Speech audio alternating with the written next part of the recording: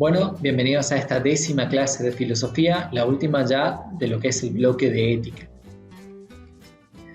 Después de las vacaciones de invierno, lo que estaremos haciendo es trabajando con antropología filosófica, por lo cual en esta clase vamos a intentar dar algunas consideraciones generales que nos permitan cerrar el tema del cual venimos hablando. Dentro de lo que nosotros podemos describir como las utopías del pensamiento occidental, existen estas dos posturas hacia las cuales las éticas en general en algún momento apuntaron. El universalismo ético, es decir, la intención de crear una ética que pudiera ser válida en todo momento y en todo lugar, lo cual evidentemente fracasó porque con el correr del tiempo se fue viendo que no se podía unificar Oriente y Occidente en cuanto a sus posturas ideológicas y ni siquiera se podían aglomerar o aglutinar bajo un mismo grupo de consideraciones morales países vecinos. Nosotros tenemos el caso, por ejemplo, de Argentina, que durante mucho tiempo entendía que no se podía legalizar las drogas, mientras que Uruguay, por ejemplo, ya había legalizado el consumo de cannabis. Entonces, no podíamos ni siquiera con nuestros vecinos más cercanos lograr algún tipo de consideraciones morales que fundamentaran nuestra ley. Por lo tanto, el universalismo ético se terminó descartando y se terminó entendiendo como lo que describimos hoy, una utopía, es decir, algo que es muy difícil o prácticamente imposible de alcanzar.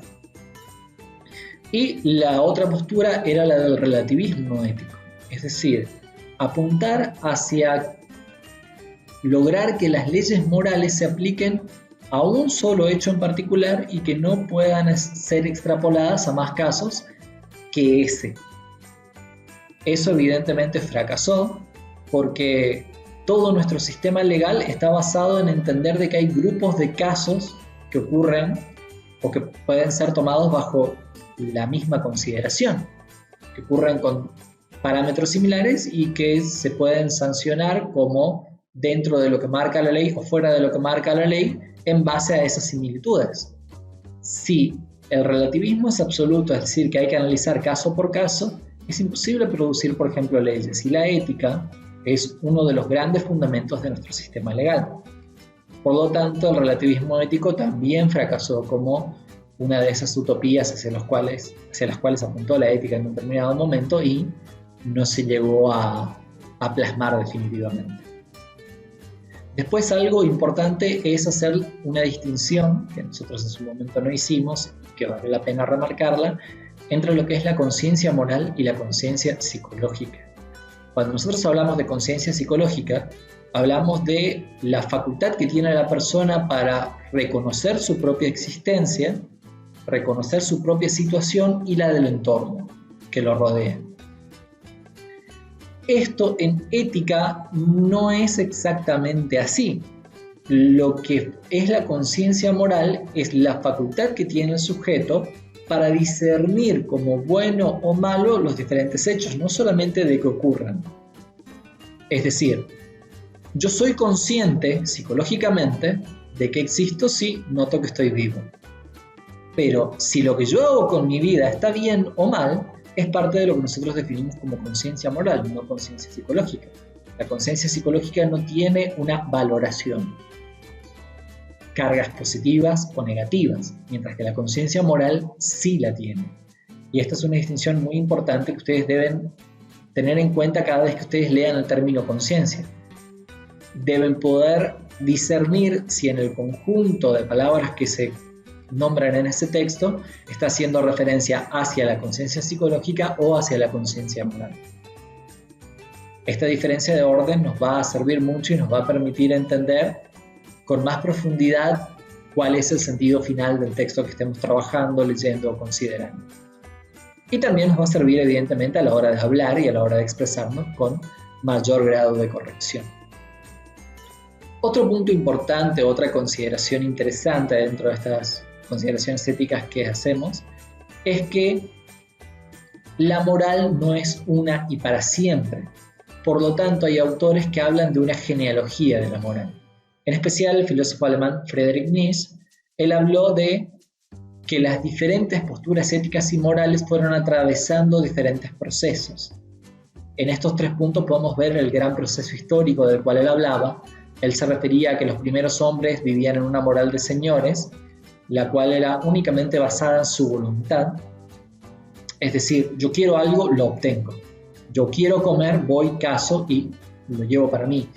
No me importa si realmente tengo que cazar mucho, tengo que cazar poco, porque el otro también tiene que comer. No hay una cuestión de un juicio moral muy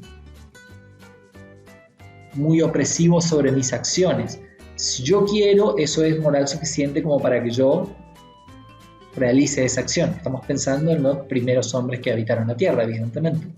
Después va a decir Nietzsche, la moral fue evolucionando hasta llegar a un punto máximo con Sócrates, Platón y las éticas cristianas, en donde él ya describió esas corrientes éticas como moral de esclavos y decía, básicamente lo que se hizo en ese punto fue exaltar virtudes pasivas para el hombre, no activas, no como en la moral de señores donde había una acción la cual era secundada por la voluntad y eso estaba bien, sino que lo que se exaltaba en estos casos era, por ejemplo, la humildad, contrario a una actitud egoísta. Lo que se resaltaba, por ejemplo, era el amor en el sentido de tener en cuenta al otro.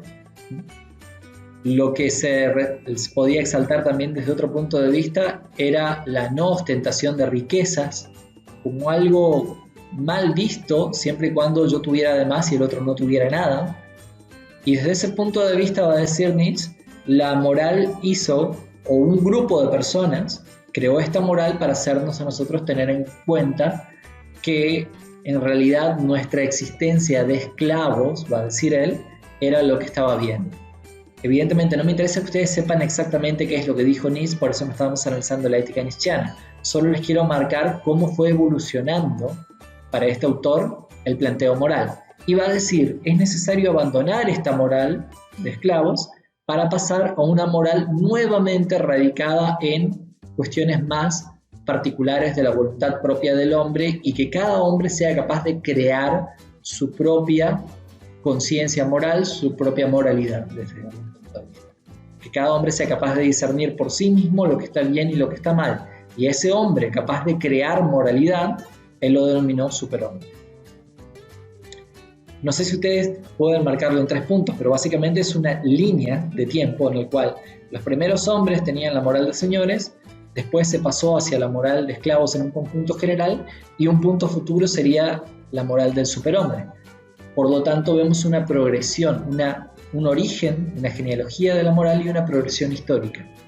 Esto es algo muy importante que nosotros tengamos en cuenta y esto es lo que yo quiero que ustedes conserven de la idea de genealogía de la moral. Y es que la moral puede variar con el tiempo.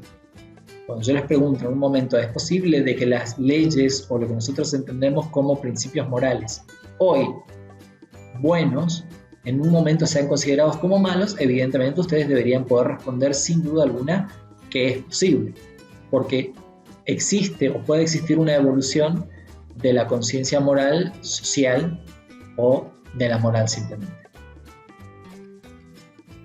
Y un último punto importante a tratar es entender de que existe una estrecha relación entre ética y política.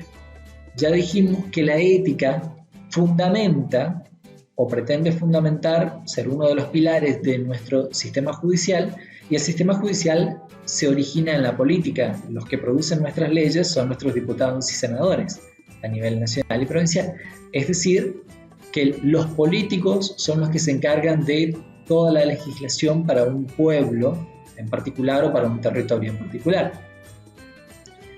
Entonces, es imposible separar la ética o las diferentes concepciones éticas de la política. Estoy seguro que si ustedes analizan cualquier noticia que ustedes vean en la tele sobre política, ustedes pueden dar una opinión o pueden emitir alguna consideración de si eso está bien o está mal, lo cual implica un juicio moral, implica una valoración. Es decir, que es imposible distinguir entre el ámbito de la ética y el ámbito de la política. Evidentemente no van a ser lo mismo si estudiamos ciencias políticas, si estudiamos la ética, pero no se puede separar. Igual que no se puede separar la práctica de un médico de la ética, igual que no se puede separar la práctica de prácticamente ninguna profesión con lo que es la ética. Pero la política tiene un especial resguardo porque es donde nosotros más plasmamos estas cuestiones éticas. Se puede adoptar una ética particular siendo docente, se puede adoptar una ética particular siendo médico, se puede adoptar una ética particular siendo albañil, pero siendo político, una ética particular suele ser problemática porque yo estoy gobernando para un pueblo y debo pensar cuál es la mejor consideración moral y ética que se debe hacer para ese pueblo en general, lo cual implica muchas veces dejar mis propias convicciones al costado y tener en cuenta que es lo mejor para la sociedad en su conjunto. Eso fue todo por la clase de hoy y nos vemos después de las vacaciones.